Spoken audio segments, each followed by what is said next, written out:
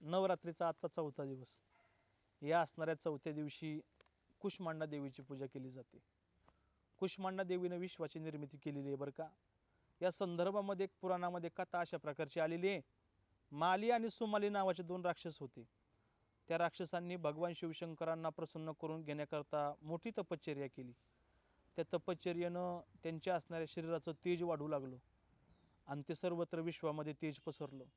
ते तेज पाण्याची उत्सुकता सूर्यदेवाला लागली आणि सूर्यदेव पृथ्वीवरती ते तेज पाहण्याकरता आले.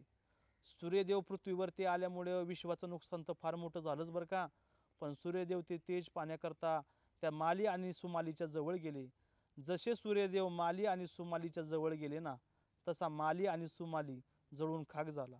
भगवान शिवशंकरांना सर्व वृत्तांत समजला आणि भगवान शिवशंकरांना राग आला आणि रागाच्या भरामध्ये भगवान शिवशंकरांनी हातामधला त्रिशूळ सूर्यदेवाला फेकून मारला. जसा सूर्यदेवाला त्रिशूळ फेकून मारला ना, तसा सूर्यदेव जागीच बेशुद्ध होऊन पडला. सूर्यदेवाचे वडील ऋषी कश्यप त्यांना समजलं आपला मुलगा बेशुद्ध होऊन पडलाय. त्यांना राग आला आणि त्या रागाच्या भरामध्ये ऋषी कश्यपांनी भगवान शिवशंकरांना शाप दिला की तू सुद्धा एक दिवस त्रिशूळ फेकून तुझ्या पुत्राला मारशील.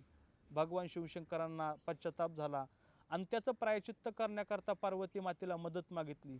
पार्वती मातेने काय केलं, ज्या ठिकाणी सूर्यदेव बेशुद्ध होऊन पडले त्या ठिकाणी पार्वती माता आली आणि आपल्या दिव्य शक्तीनं पार्वती मातेनं सूर्यदेवाला पुन्हा जिवंत केलं. पार्वती मातेच्या चांगल्या कर्मामुळे तिला कुष्मांडा देवी असं म्हटलेलं आहे. कुष्मांडा देवीची पूजा आजच्या चौथ्या दिवशी मोठ्या भक्तिभावानं मनोभावानं त्या ठिकाणी केली जाते आणि आजच्या असणाऱ्या नवरात्रीचा चौथ्या दिवशीचा रंग आहे पिवळा. हा पिवळा रंग शौर्याचं प्रतीक आहे. म्हणून आजच्या दिवशी सर्वांनी पिवळ्या रंगाची वस्त्र परिधान केली पाहिजेत. धन्यवाद. रामकृष्ण हरी.